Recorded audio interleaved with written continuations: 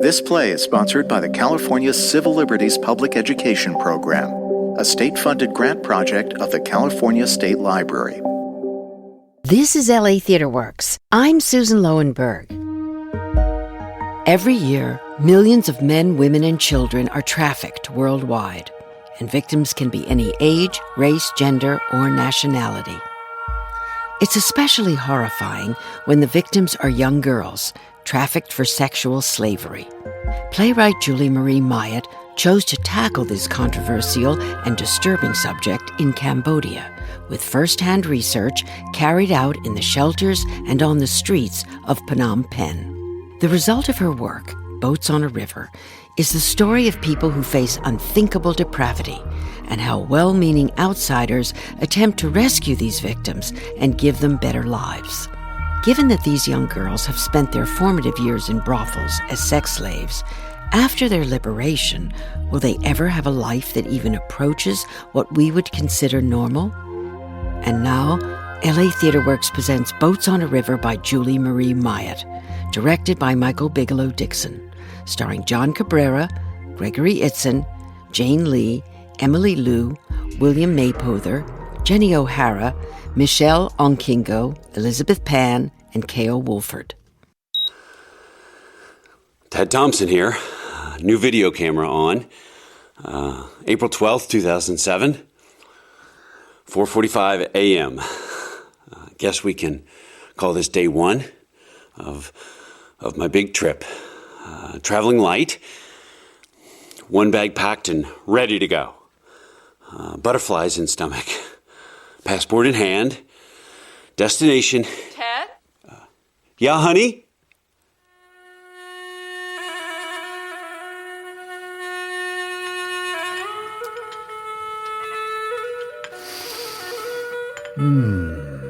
English breakfast? I think so, yes. Your sister send it? Brother. Ah, he's a good guy, your brother. Sure. Charles, the dentist. Where does he live again? Australia. Left London? Yes.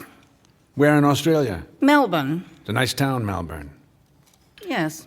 You've been there? No. What's the population there, you think? I don't know. You like it there? Why are you so interested in my brother all of a sudden? I don't know. Go home. Why you so rarely talk about yourself? You're not asking about me. Well, inadvertently, I am. Why? Why should I go on about myself or my brother in Melbourne when you should have been home with your wife and kids hours ago? I don't know. I just... Go home. Sidney. Why'd you do this? What? Neglect your wife. I'm not neglected her. What do you call this? Working. We're not working. Exhaustion. Not too exhausted for, this is good tea. What kind is it? Where did you get it? What's the population of the world? I want to know more about you. And your brother. Margaret, talk to me. Spill your heart out about Melbourne. It's late. She's asleep by now anyway. I'm going to start counting, and I want you out of this office and on your way home to your wife by 3. Your iron fist doesn't work with me. 1. 2. I'm serious. I'm sure you are. You're a terrible husband. What if I went around telling your sister Margaret you're a terrible Catholic? Am I? I have a hard job. It is so disappointing. And I have a lot of responsibilities. Go home, please, and stop with the excuses. I still haven't said 3. You still have a chance. I'm still counting. I won't harm you if you get up in the next second. 3! I'm going. Mr. Webb. Yes. I'm Jonathon Black. I'm sorry. We spoke on the phone. I'm a lawyer. A lawyer? We spoke on the phone last week. I'm here with a human rights group from the United States called Action for All. Right. Yes, nice to meet you. Action for All. Yes. I like your place. It's a little late for office hours. It's very quaint. And I thought you were coming next month. We were, but we've planned a raid for tonight. Tonight? Yes, sir. We thought this would be a more effective way to start. Why? No one knows we're here. I see. So you've been in Phnom Penh? 5 days, undercover. And you're going to raid a brothel in Sveipak in... roughly 62 minutes. We want to catch them off guard, obviously. Less chance for the pimps and police to talk, exchange money, bribes, and so forth. It's extremely well planned. Extremely. Uh-huh. We know what problems exist here, so we're going to come out of nowhere. You're coming out of nowhere. Was this your idea, young man? Yes, ma'am, actually, it was. Jonathon. Yes. Black. How many girls? In the brothel? Please. Oh, well, we think 25 or so. 25. Or so. Roughly 25. We don't have the exact number. That's a lot. And they need our help. This is what Action for All is all about. What? I'm sorry, ma'am, what do you mean, what? What's it about, this Action for All?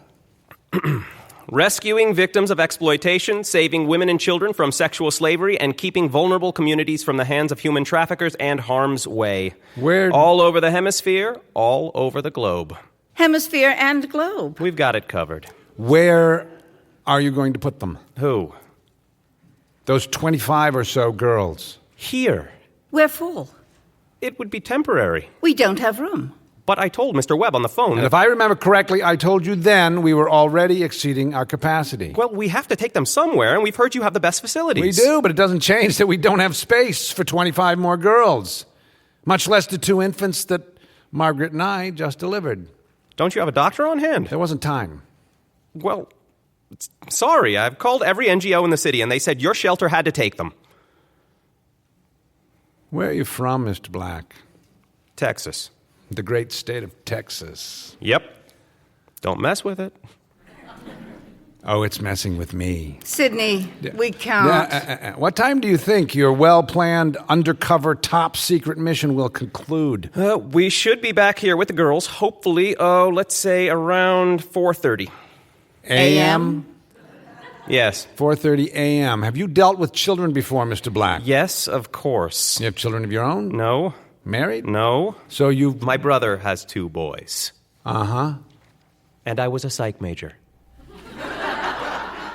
And I have a law degree from Georgetown. Please, I assure you, Mr. Webb, I've been training for this very mission for... Do you speak Khmer?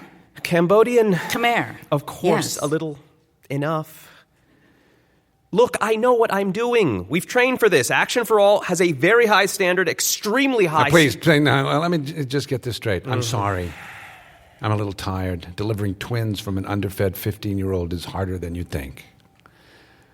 Okay, so you're going to pull 25 or so frightened, screaming girls from a brothel. Some of whom now consider that their home, and some of whom only speak Vietnamese, I might add, not Khmer. And you're going to bring them here at 4:30 in the morning for us, a staff of 2 on hand at the moment. I can't call in our other workers because I promised them the night off. So the 2 of us, Sister Margaret and I, have to try and calm and attend to and find a place for them to sleep. And they won't want to sleep, really, because they're used to being up at night. Much of their lives happens at night, as you might imagine. And so now they'll wake up all 30 of the other girls who have just gotten used to the quiet nights of this shelter, just begun to feel safe. And just as they are feeling safe and secure in our care, 25 or so hysterical girls... Some of whom have STDs. ...are going to come barreling in simply because you tell me you studied some psychology, you got a degree from Georgetown, your brother has kids, and this is going to be a great success... because you've been in Cambodia 5 days and Action for All knows what it's doing. Yes. Well, great. You go to it, Mr. Black. Sister Margaret and I will be waiting. We don't have room. I guess we'll have to make room, won't we? Mr. Black's from Texas. We better accommodate him. Good.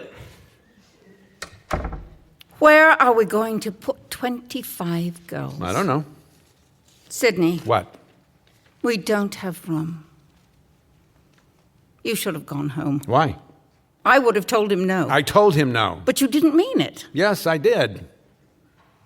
Your wife is a patient woman. Call her. I will. Sidney. What? Call her and tell her you're not coming home. It's too bad you're a nun. Why? You'd have made a terrific wife. I probably married the wrong woman. Don't flatter yourself. Why? You're not my type. What is your type? The type that can say no.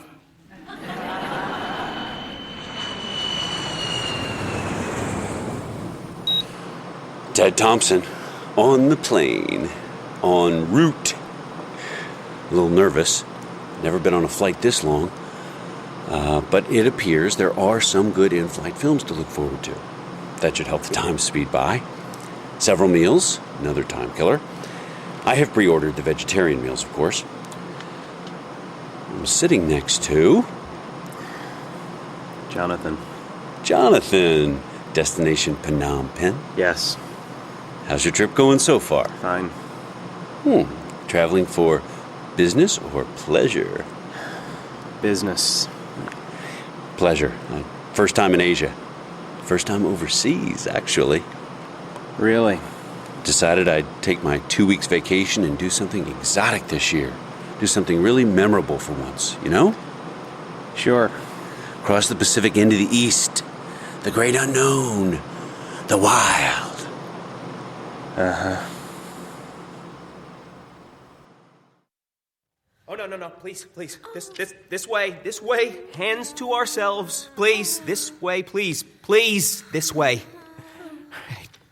We'll just wait in the office.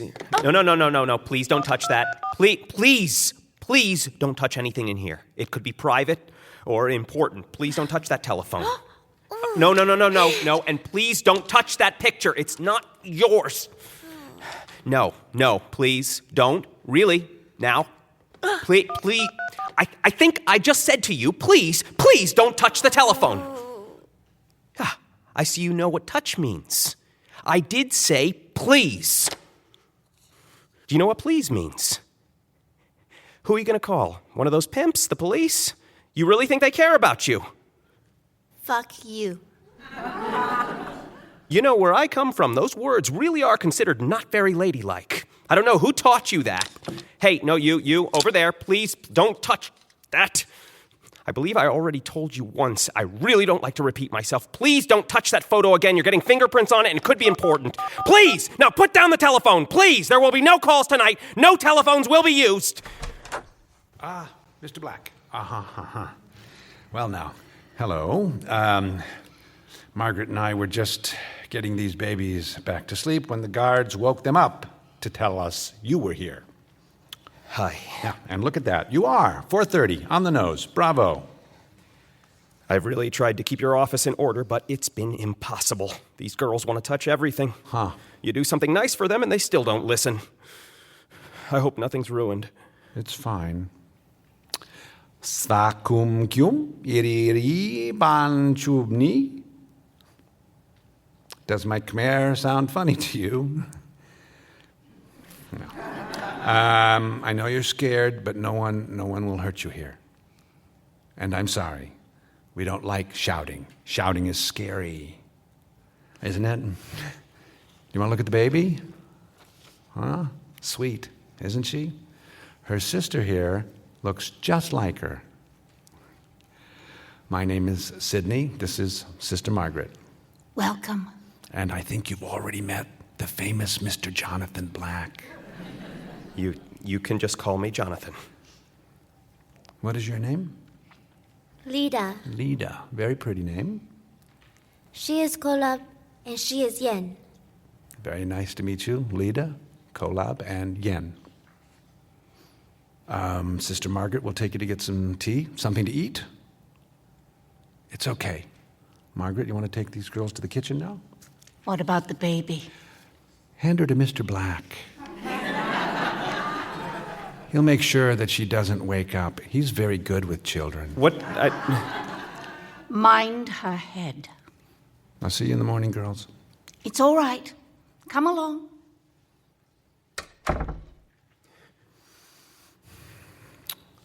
Where are the rest of the girls?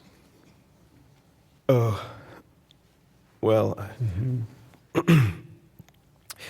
well, you see, What happened? There was a problem. What kind of problem? There was a little chaos during the raid. What kind of chaos? Kind of chaos. Let's see. We broke through the door and everyone started running and screaming, and then the pimps were so fast they were rounding them up and took off in a van, and the next thing we knew everyone was gone and all we had were these 3 girls sitting at our feet crying. And? It was awful. I've never seen conditions like that. I mean, it's one thing to hear about it and to read about it. I mean, I've seen the documentaries. I felt extremely prepared, I did, but to see it firsthand, the conditions that they have these girls, all these young girls locked inside like hens in a hen house, stale air, life shut out from the inside, 5, 6-year-olds, teenagers clinging to each other, little shoes everywhere, pink and red sandals, tiny, tiny shoes left beside doors to dark rooms, secret corners or curtains, nothing but curtains dividing some places. And they see us come in with guns and start running into hallways, doorways, scatter and screaming. Everyone was screaming. It was a mess. And you knew it would be. Does that give you some kind of pleasure? It doesn't give me the slightest bit of pleasure. Why didn't you tell me? If I had a nickel for every American I've seen come through this country and leave shaking their heads, they just don't get it. Things function differently I here. know. This is not the West. I know. It's not a wild ride over the panhandle at dawn. I never thought that. Just because you sneak up at a place doesn't mean they can't outsmart you. We were well organized. And you think they're not. Where's the baby's mother? Sleeping. Is she going to keep them? I don't know. I haven't asked her that. Huh. They're cute. Yeah. Where are they going to sleep? With their mother? No, I mean the girls that I brought in tonight. Where are you going to put them? In here, I guess. Here? Yeah, looks like it. For a few days, anyway. They're going to sleep in your office? You got a better idea? Well, What, now you're worried where the girls are going to sleep? Now? What's going to happen to them? What about the other 22 you sent screaming? Where do you think they're sleeping tonight? Hand me that baby.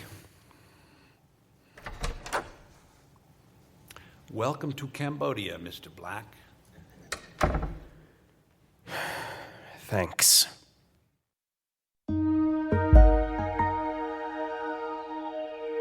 This is LA Theatre Works' production of Boats on a River by Julie Marie Myatt. Our story continues next time. I'm Susan Loewenberg, producing director of LA Theatre Works.